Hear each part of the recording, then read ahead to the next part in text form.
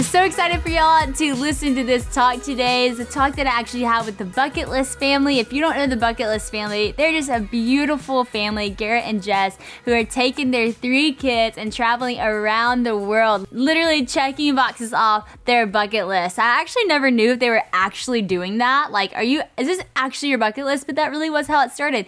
They made a bucket list and they went for it. They're such a unique family, so sweet, so genuine, so kind, and have the coolest stories. So I can't wait for you to hear a little bit more about this. Happy Wednesday, friends. Welcome back to the Well, Let's Go podcast. Here's our conversation with the Bucket List family. Hey, everybody. I'm so excited. Here's another behind the screens where I get to talk to just some amazing people who live an incredible life and get to know them a little better and hopefully inspire y'all along the way. We've had some incredible guests on this platform, and last week I was doing it by myself, so I'm glad to have some guests joining this week and just get to hear more of their story and their life. I think they just popped on. We have the Bucket List family, Jess and Garrett. Welcome to the show. Hello. We're here. Yo, I am so excited about this because I said this to you right before we popped on, but like from afar, I feel like we've been friends from afar. Like me and Christian love everything you do, cheer y'all on, even considered and wished we could have gone on a trip with y'all at one point. So I'm glad we're finally getting to actually have a conversation. I know, totally. I mean, I really like even like seeing your face just now a second ago. I was like, we're friends. Like we're friends. I know, totally.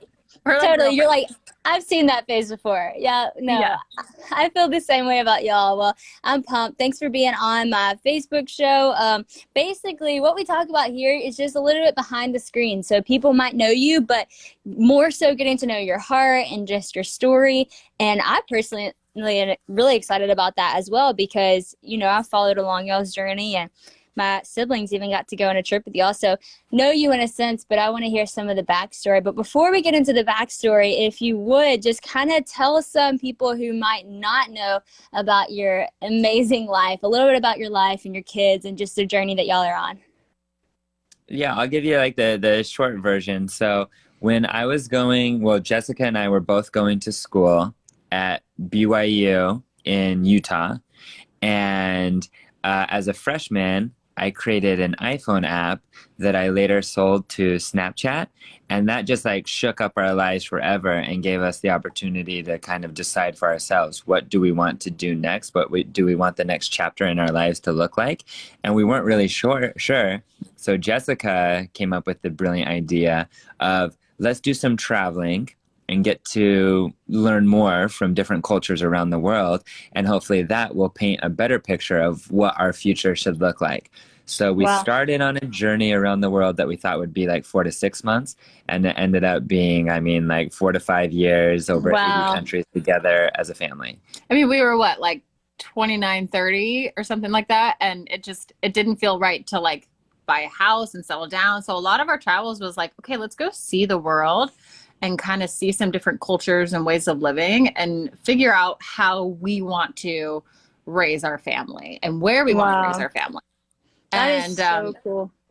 Anyway, Garrett he's always been a super avid journal keeper. Even from the day we met, he wrote in his journal every single day. And so that journal, he kind of moved that over to social media and picked up editing and videography and photography. And, we were sharing our journey with friends and family back home, and it very much evolved into what it is today. Now it's our careers. And I would say for myself, for sure, like, this is not my, never in a million years, if you would have told me 10 years ago that I would be like traveling the world with my family, like I would never believe you. But I've just been proud of myself, how much I've grown and learned and thrived in this lifestyle. And anyway, we've had some really, really special experiences. I think we're 90 countries deep? 89 countries as a family. Yeah. That is like the coolest thing ever. I feel like that would be like my mom's dream life. And like all of us just like packed up our bags and went around the world. And honestly, maybe we should. That's so cool. So did it have you done a lot of traveling yourself? Yes. So we've been all over. I mean, not compared to y'all all over, but we've been to a lot of different places. I started traveling internationally, I guess, whenever I was about 11. It was really important to my parents that when all of us were 11. We went to a third world country just to see the world and just kind of push us to how we can help people who are in need in different countries who don't, you know, live with the same like luxuries in life that we have, even just luxuries meaning like a roof over our head or like water to drink, you know? And that was like so good for us. And it's actually interesting because people today ask me like the question, because if you heard my story, like I, you know, grew up pretty normal family just in Louisiana, small town. And then our family got a TV show, which led us to become, I guess, famous, if you will.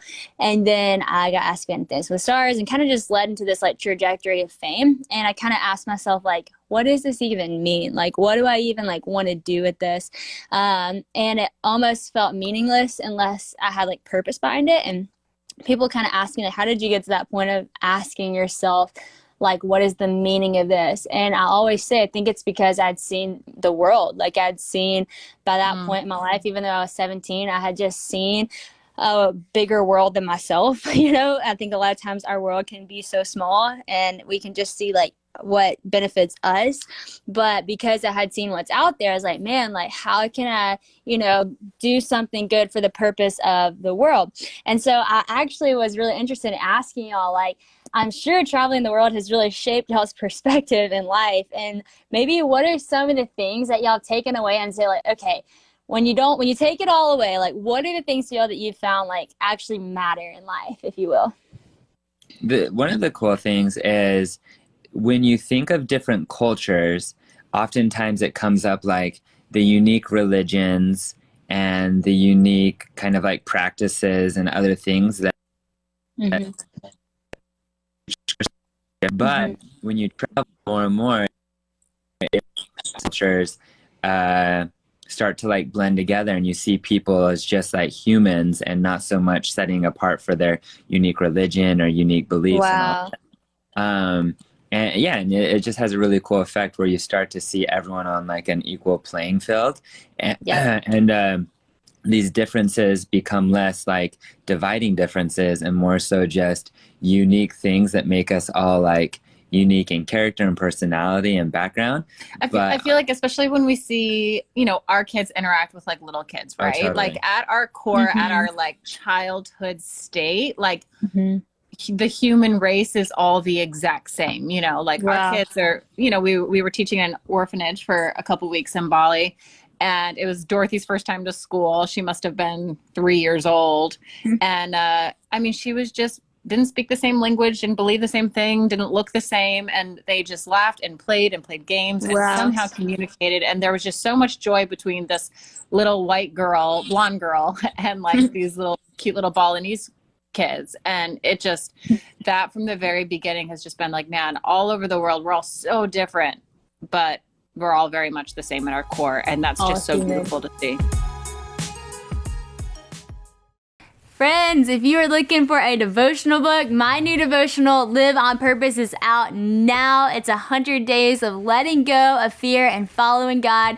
I strongly encourage you to get it. If you deal with fear or you're just trying to figure out your purpose in life, trying to figure out how to walk with God, this is the book for you. Just a few things in it I share from my personal journey and just different people in the Bible's journey. We talk about overcoming fear and living with confidence, living without limitations by setting fear aside, and anxiety and comparison, which are all things I think we all need to set aside daily. I talk about authentically celebrating every moment of your life, living in the moment, living in the present. I talk about replacing temporary highs with the promises of God, and dreaming big and living life like it's on purpose. Y'all, go get it today. Live on Purpose is available right now anywhere books are sold. Check out walmart.com or your local Walmart for an exclusive edition for bonus content. But go get Live on Purpose today and start living on purpose.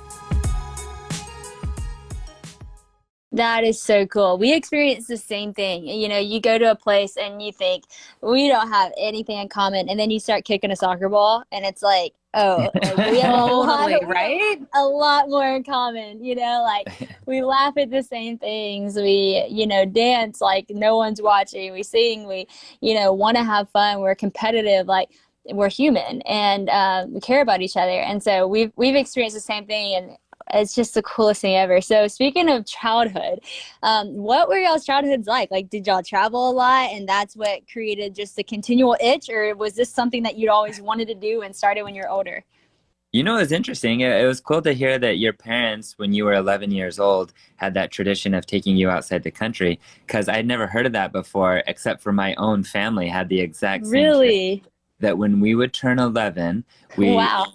we would get to pick a country and we'd go out there as a family. But the 11-year-old, I'm one of 6 kids, so a pretty big family. The Me too. 11-year-old would be in charge of like researching the country, coming up with a plan, teaching the rest of the siblings and family about like the different cultures and what to like watch out for and stuff. And anyway, it was really awesome to have that tradition. That is so cool. That's really crazy because I come from a family of 6 kids too. And I Awesome. never heard of anyone doing the 11-year-old thing either. So weird. Hey, look at that. We do have more in common with each other. What number of the 6 kids are you in the lineup? So we always kind of laugh about this because 3 are adopted, 3 biological. And so I'm like, Oh, that's technically awesome. I was born second, but I'm the 3rd in the lineup now because of Oh, that's the way awesome. adoptions fell. Yeah, we ended up Oh, cool. adopting my sister, which we never actually officially adopted. And not many people know that. People think we officially adopted her, but she was older whenever she came to live with us. She was about 16 and she just came for a foreign exchange student program. She's from Taiwan, actually. I think I remember. And Sorry. yes, and like then she just stayed, which is so funny. But Oh, that's she's so cool. lived with I say with us, not in our house actually. She went to college and got married, lives literally in my parents' backyard. Their house is right beside my parents, but I mean, totally sister. I love that. You couldn't even say she's not my sister. So yeah, she's the oldest, and then my brother John Luke, who y'all know, myself, and then 2 adopted brothers that are younger than me, and my little sister. And so big family, yeah. And we love to travel too. My mom is like always wanting to go to the next country, the next place, and she's traveled a lot because her grandpa was like, I think he was like a manager at a singing band or something that traveled across like Europe and Asia when they were younger, and he took her with him, and that kind of is what started it for my mom. So it's pretty cool. But what about you, Jess? Did you grow up traveling? I did not. I was like very much kind of all American girl next door. And my family, like we were Disney people. We went to Disney World. I'm from Colorado. That's awesome. We went to Disney World every single year. The same trip. Like every the year. same trip. We'd go down to the That's Keys, so we'd go great. to Orlando. Like we were such creatures of habit. And I've realized when traveling, a lot of families are kind of similar, whether it's Disney or like Hawaii. Hawaii or like Powell, like a lot of families. That's awesome. Hey, no hate to Disney World. Our family, we are actually going to Disney World this December, and this is actually pretty cool. I think y'all will enjoy this. So my grandparents, on their like honeymoon, went to Disney World, and it was the year it opened. And this year is the 50th anniversary of Disney World and my grandparents. And so our whole that's entire perfect. family is going to, isn't that cool? So we're all going to Disney World. That's So awesome. maybe I need some tips from your family since y'all know the area pretty well. Oh my gosh. We love it. We're huge Disney people. Don't get me wrong. I still love me some Disney, but I also think people need to go outside of this. No, I 100% agree. That's awesome. That's so cool.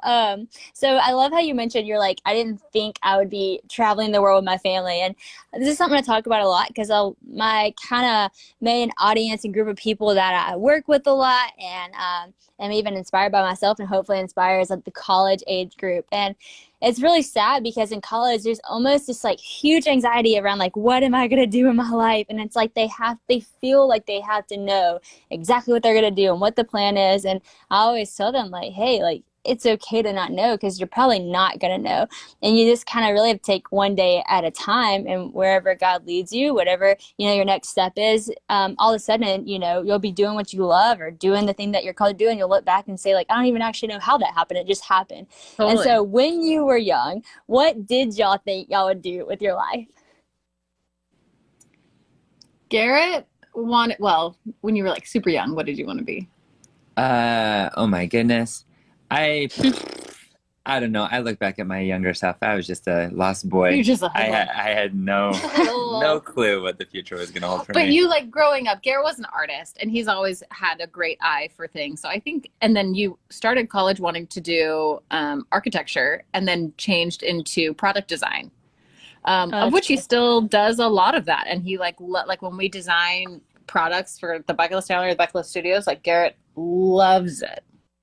That's cool. And then my mom was always really amazing at helping me like figure out my strengths and play to my strengths. I went to college and immediately knew I wanted to do some sort of communications. I started off in public relations and then moved into advertising. And I actually had wanted to do product placement in movies. That was like my plan. And now I just do it in my own life. So it's actually kind of crazy how it's like evolved. And I think too, like speaking to the youth or, you know, young people, what we do didn't exist 10 years ago, you know? So I think if you like prepare yourself, and follow your passions and your talents and what you're good at, then hopefully, you know, the cool thing about the day and age that we live in is you can like make a career out of anything. It's so true. It's so true. I love that y'all said that. And I wanted to ask you that for the people listening who are inspired by y'all and they're like, the Bucket List family, they're my heroes, they're my biggest inspiration, to know like you might be sitting here and you're like, I have no idea what I want to do with my life. And they didn't either. Like, you know, there's a point that they were like, I don't know, this is what I'm good at. And it is cool how you will see like when you start doing what you end up doing, you know, if like y'all are traveling and making all these incredible videos. I know you'll have a lot more that y'all do that I've seen on your website even, which I want to hear more about later. But it's like you kind of see like in your life, it was like you're kind of being prepared for it all along the way. The little things that you learned here and there, the little things that someone spoke into you, the little things that you were working on, it all comes into play at some point. And so don't stress it. Like let it all come together at some point. But I love it. Thanks for sharing that. Okay, so back up. Did y'all actually have a bucket list whenever y'all decided to travel the world? Or is that just kind of the fun name that y'all have? No, we definitely did. We had made a list. I think on the original list was maybe like 8 or so countries that we wanted to visit. Garrett wanted a few key experiences. Yeah, Garrett wanted to swim with the whales in Tonga. I wanted to go to Australia. We wanted to do the Lantern Festival in Thailand. Like, wow. But this is what I think is cool about a bucket list, or say travel in general, is the more you travel, the more you learn about more places, and you'll meet different travelers on your own path, and then they'll tell you about amazing places that you need to check out. And so it's kind of this like never-ending journey to try to like cross off your entire bucket list, because it just continues to like grow and grow. And sure enough, those 6 to 8 countries are now to 89 countries, and we just want to keep on going. Wow, that's so cool. Do y'all have like, I mean, I'm sure it's hard to pick a favorite, but do y'all have like favorite moments that you've crossed off your bucket list? Oh, goodness. For sure, because it was the number one thing on my bucket list when we first started. But traveling to the Polynesian islands and swimming in the wild with the humpback whales was just life-changing for me. I mean, we since have gone, I think, back there like 5 times to do it. Every time we bring different like friends or family with us, because we just get to like vicariously through them re-experience it for the first time. And I mean, the moment that somebody gets into the water and sees a massive whale next to them, there's kind of like one of 3 reactions. They either start like screaming and cursing and freaking out and just like losing their mind, or they'll start like laughing and giggling and, you know, just so like elated by it, or often they'll just get real emotional and start crying. And I think for Jessica and I, we both went the emotional tears in the eyes crying route. Wow, that is like the cool, I can't even fathom what that would be like. So maybe we need to come with y'all. Well, someday we are going to take you and Christian, and we are going to go swim with the whales all together. So I've been kind of giving y'all some ideas to give your loved ones for Christmas, and this one is a great one. It's called Story Worth. So I actually gave this to my grandpa last year, and it's been the coolest thing to just get to follow his journey. I'm going to read some of these notes because I really want you to understand how this works, and it might sound kind of confusing if I just go for it, but every week Story Worth emails your relative or a friend a thought-provoking question of your choice from this huge pool of possible options. Each unique prompt asks questions you've never thought to ask, like, what's the bravest thing you've ever done in your life? Or if you could see the future, would you want to find it out? Like all of these little fun questions, and the loved one gets to respond in like a story type way. So they respond, and at the end of the year, Storyworth compiles all of their responses through email and makes it into a book. And y'all, it's been the coolest thing getting my grandpa's emails. Like one day, Storyworth sent a question like, what was something that you'd want your great granddaughter to know about you? And he responded, and it was so cool because my daughter Honey is his great granddaughter, and here I am getting to see what my grandpa would say to her that he actually is saying to her, and will forever have that in a book. So it's just really special. It's an online service that helps you and your loved one preserve precious memories and just kind of keep those going for a legacy. It's so awesome. After 1 year, like I said, Storyworth is going to combine all this, including pictures that they posted, which I've got to see so many cool pictures from my grandpa's childhood. That's been really cool. And it makes it into this beautiful keepsake book that you can have for generations to come. Reading the weekly stories will help you connect to your loved one and just get to know them in a deeper way and ask questions maybe that you never thought to ask. With Storyworth, I'm giving those I love the most beautiful, thoughtful, personal gift from the heart and preserving their memories and stories for years to come. Go to storyworth.com/whoa and save $10 on your first purchase. That's storyworth.com/whoa to save $10 on your first purchase. I feel like Garrett. Oh, go ahead. I was gonna say Garrett loves the ocean. Like he kind of chases whales, like wherever he can find them. And like the tippy top of his like bucket list at the moment is swimming with the killer whales. Whoa, that's crazy. That's so cool. See, like Christian would be like so for that. Like he would think this is amazing. He'd probably go with the like laughing, giddy, like this is so cool, like so excited. So I'd probably be like so scared out of my mind, but like glad I'm doing it, and probably cry too out of maybe fear and then emotion. But but that's one thing I love about y'all is that y'all continue to encourage your kids to like press past fear, but you do it in such a loving and gentle way. Like it's not like you make them like get in the water. It's like you do it with them, and it's been a beautiful thing for me to even watch because I'm a person that tends to get more afraid of things and timid by situations, and my life I feel like has been a series of overcoming fears and doing things that used to scare me or make me feel uncomfortable or whatever. And I'm so glad that I have, because it's opened my life up to doing so much more.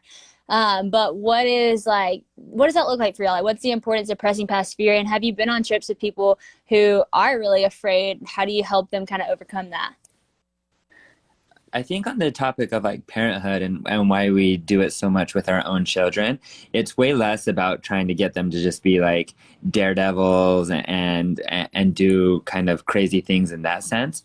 And it's much more about just the importance we feel that we should be teaching young people confidence, like true inner confidence, that they can do things outside their comfort zone. They can do hard things. And perhaps most importantly, like they can do the right thing in a difficult moment when the right thing's not the easy thing to do. And that can be something as like simple and basic as being at school and seeing a kid that's being left out or being bullied or doesn't have a friend, and being courageous and confident enough to like step outside their comfort zone and be that person's friend. I think there's like so many examples of that, big and small, in our day-to-day lives. And it comes back to like, are you willing to be confident, brave, and courageous enough to make the right decision time after time? Again, big and small. That's so cool. That's so good.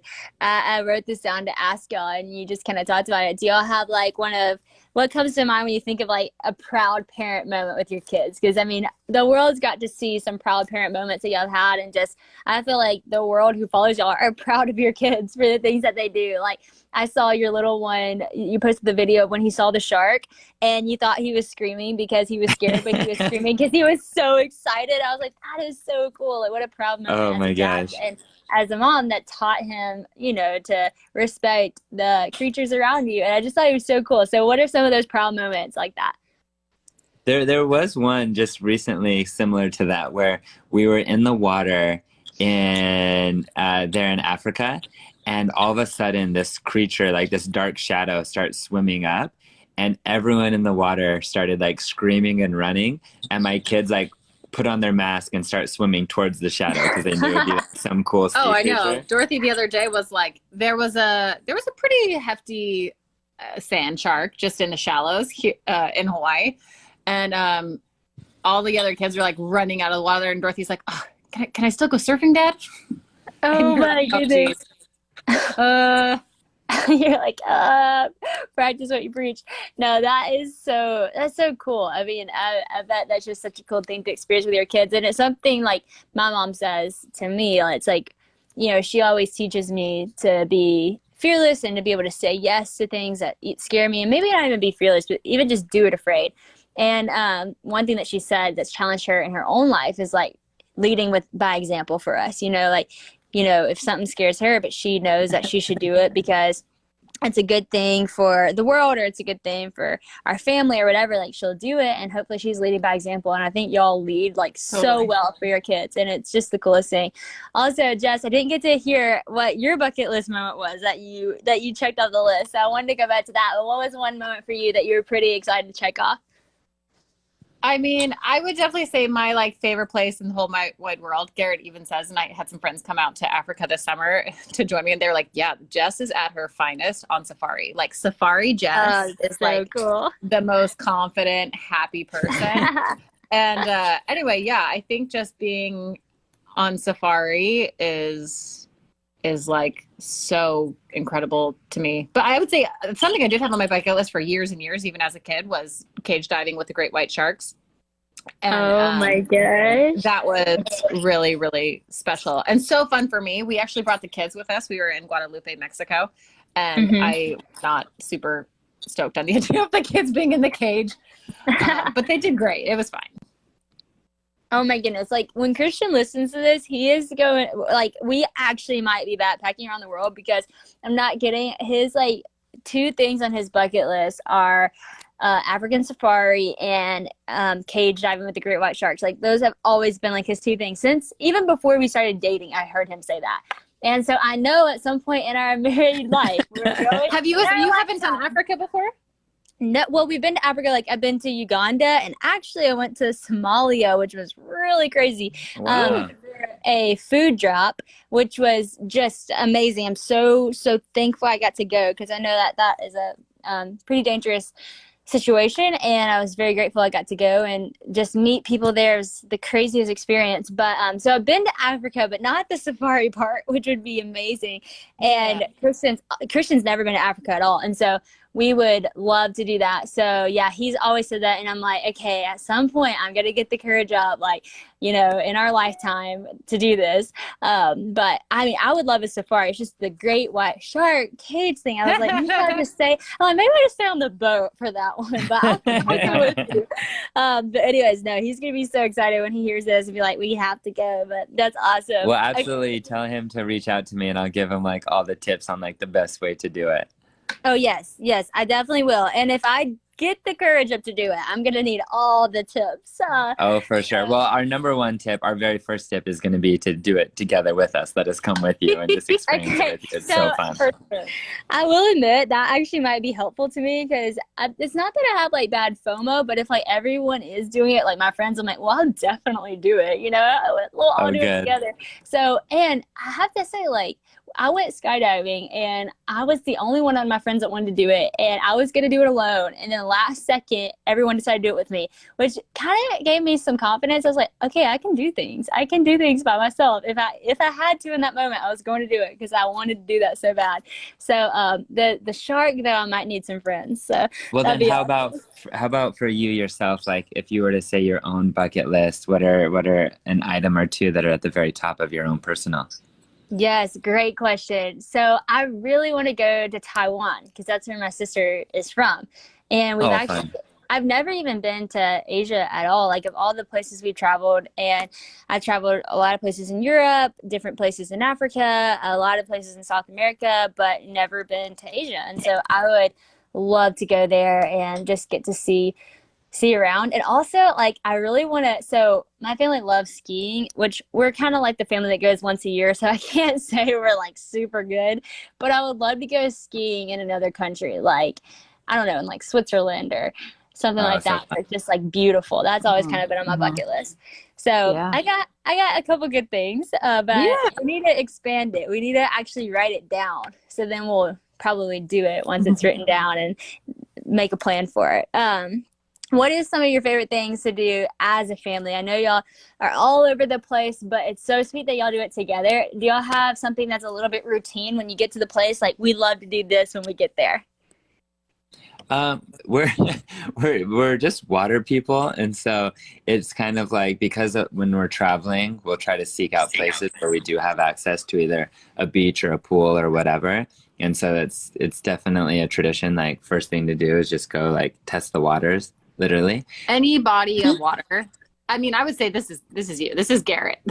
He's kind of like, but the kids love it. And so whether it's a pool or an ocean or a lake or whatever, like, we're spending all our time there. Garrett kind of absolutely fell in love with surfing through quarantine, and now he's really trying to push surfing on all of us, and we all really enjoy it and stuff. And that's been really fun lately, once a week or so, to go out and surf as a family. And that's cool. Really fun. There was a week this summer where we all went out. Even Callie just, had a life jacket on, and he was, Garrett had him up on all the ways. And being out there, I feel like our kids are really starting to get to the age where we can do stuff as a family. We can go skiing as a family. We can go snorkeling as a family. And it's so fun. So. Anyone else just constantly feels sore, or is it just me? Like, there's something hurting, your back's hurting, your feet are hurting, your legs are hurting. I'm constantly asking Christian to give me a leg massage or foot massage, and let's just say he's not always stoked about it. But if you're like me and you're in this position, Home Medics is the way to go. Let me tell you about Home Medics. They've got a whole line of massage products, from massage guns with a built-in hot and cold technology to a massage cushion that lets you lie down or sit up depending on your therapeutic needs, to a 3-in-1 foot massager with vibrations so powerful it loosens the muscles in your legs and your lower back. Y'all, this stuff is legit. More of the story, Home Medics has massagers that address your pain points from head to your toes. So what I got their total recline massage cushion and their 3-in-1 pro foot massager, and y'all, it's amazing. Hopefully Christian can take a break from the massaging and I can actually use my Home Medics stuff. Super awesome product. Home Medics has millions of customers and so many amazing health products on their site. Like I said, they sent me the 3-in-1 foot massager and the total recline massage that I can literally use every day, which is so nice. So I don't have to beg anymore. I can just whip it out and use it. I truly feel like it can really help you recover from any workout, any traveling. Just get to have a little break and a little rest with your at-home massager. It's like Home Medics sat down and they thought of all the problems they could fix in the massager world and put it right there, accessible to you in your home. So whether you're dealing with chronic pain or you're just looking to help your muscles just kind of relax after a workout, I have good news for you right now. If you go to homemedics.com/WOA and use the promo code WOA, that's WHOA, you'll receive a free portable phone sanitizer when you buy $100 or more in massage products. That's a $60 value. So hey, gift to you, right? That's homemedics.com/WOA, HOMEDICS.com/WOA, and use the promo code WOA and you get your free portable phone sanitizer with a $100 massager purchase. That's so cool. Oh my gosh, that sounds so fun. Honestly, like, whenever we go on this trip together, I will totally surf with y'all, but y'all are gonna laugh out loud when y'all see me. I'm terrible. And the funny thing is, like, I'm an athletic person, played sports my whole life, but we went surfing as a family, like, when was that? August. We just went to California, and I was the worst one there. I mean, I could not figure it out. Surfing Which I think is so hard. It is hard. Like, the timing and everything. And oh man, I gotta practice. So I'm gonna be like watching every surf tutorial before I come to make sure I don't completely embarrass I'll myself. surf with you. I'm not that good yet. I've been surfing for like 2 years now, and I feel like I still am just like catch it. Like, me and the kids, actually, I think the kids passed me this year. Oh, they definitely passed you. But yeah, me and Callie are the worst in the family. Hey, I'll join you and Callie. We'll have a blast. That's okay. Yeah, for sure. If we just paddle out. I gotta know, because especially people that follow me love a good relationship story. Everyone's like, how did you meet your husband? And honestly, I'm a sucker for relationship stories. So how did the two of y'all wonderful people meet in life? We met in Vladivostok, Russia. Wow.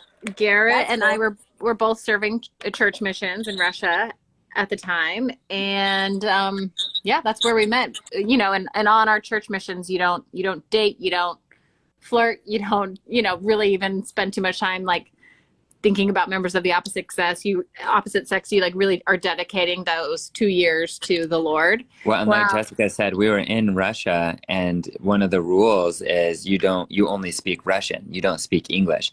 So Whoa. especially when you first arrive there, you go through this really difficult process of like just throwing yourself into the language and doing your best to forget English and only speaking Russian.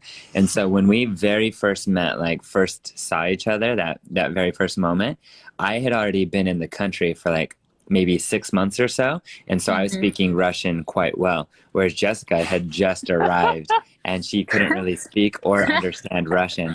And so our meeting basically, if I were to translate, it was like, hi, Jessica, I'm Garrett. How are you? How's it been here in Russia? And she just looks at me. I'm probably just like, duh. No, she just looked at me with a big smile and like couldn't respond. And I was like, oh, well, you can't respond. You don't understand me, but you're cute. Well, I'll talk to you later. I'll talk to you in 6 months when you can understand me.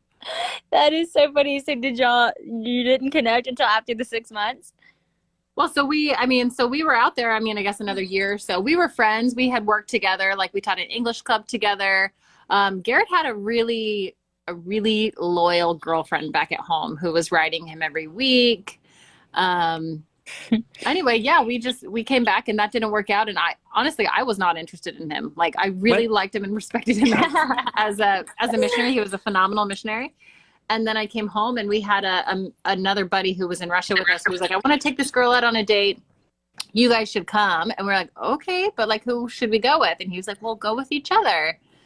And we did. We went on a date and we went up like the canyon in Utah and watched a movie in beanbags, like in the back of the bed of a truck. But the date started with us looking at each other like, oh, we're just friends. We're just going on this double date to like do our buddy a solid. Like there's no romantic feelings here.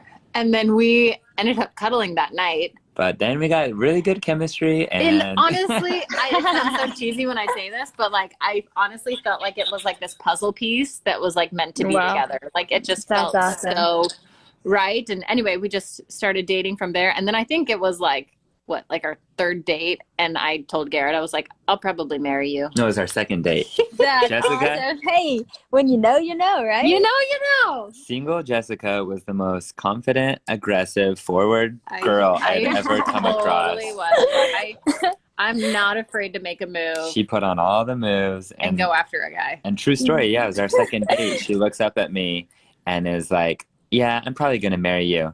And I'm just like red in the face and super not confident. I'm like, oh my gosh, what is happening? That is so awesome. I love it. Hey, I think more people need to be like that. Confident and clear. Clear is confident. Like, no, these days, like dating, it is so confusing. Like people are not clear. And I think people are like scared they're going to get ghosted every second. So it's nice to be confident and it's nice to be clear. And hey, you can't go watch a movie in a beanbag wherever y'all were stargazing and not have a spark fly or two. And so that's awesome. And there is something to timing, waiting it out. I have to say I love your story and how y'all met in Russia, because I hear people say well, I don't want to move to this place because what if I never find someone? It's a small town. Or I don't want to move there because it's so big. What if I never find someone? It's like, hey, if you're meant to be, it's going to happen. Y'all literally met in Russia, on your church mission, and she couldn't even speak Russian. So, it'll work out. And so that's so cool. I love it. Well, I have one more question. This is kind of a silly one, but actually I'm genuinely asking for myself. So we just had a baby, honey. She's amazing. And we travel a lot with her. And I just personally need your best travel tips with the baby, because y'all do these crazy long flights. And I'm sure y'all have some good tips, because we're trying to figure it out right now. And how old is she now? She's 5 months. Okay. So right now she's actually she's like prime age, right? Where she's just so cute and like smiley, but she's not going anywhere. Yes. But then, true. I mean, I'll warn you that like 8 months to 18 months, it's super tough. Super tough. Well, Okay, yeah, no, so give it'd me your probably best be that tips. It's when they're mobile. It's like a year to a year and a half is maybe the most difficult. But this is why it's awesome that you're asking us now, because perhaps our most important advice would be to like travel now before she gets to that difficult age. Because if she travels now, then she kind of knows the system of like, oh, okay, I'm going to go on this plane. And I can't just like run up and down the aisles. I need to like stay in my seat for the duration of the flight. And like the more that she can get accustomed to it now before she is that like year to year and a half age, it's just going to make your life like 1,000 times easier. I mean, I think actually as she grows, like you'll realize how resilient she is. I think so often, you know, like we kind of just, I don't know, we don't expect much out of our children, but we've learned that if you set high expectations, then they rise to them, you know, and our kids now learn like, I mean, for a while, we kind of would give them like shows, and now we're like, no shows. You can sit at a dinner table for an hour and quietly like participate or, you know, be a part of the conversation. Or be part of the conversation. Yeah. And now, I mean, our kids are professionals. They like go to the airport. They know to sit quietly in line. They like put their bags through security. They ask the flight attendant for juice. Like they've got the down. They got it down. And yeah, I think a lot of also I think as like new parents, you're also always like, okay, what's the routine and how do you get the routine? And like the routine super helps, but then when you do travel and take them out of the routine, like they go bonkers. So we've cut for us, like our routine was a non-routine. And, and now our like little ones, especially like our baby, like I can be like, Callie, here's your bed, and I lay down a towel and a pillow, and he goes right to bed. Yeah, that's awesome. No, that is such good advice, honestly, because I do feel like the routine that the world gives you like doesn't work for everybody, you know, like the way you're supposed to do it, that's not how everyone lives their life. And so, you know, there's this pressure to like do the thing that all the moms do, but it's like, but what if our lifestyle isn't like all the other moms, you know?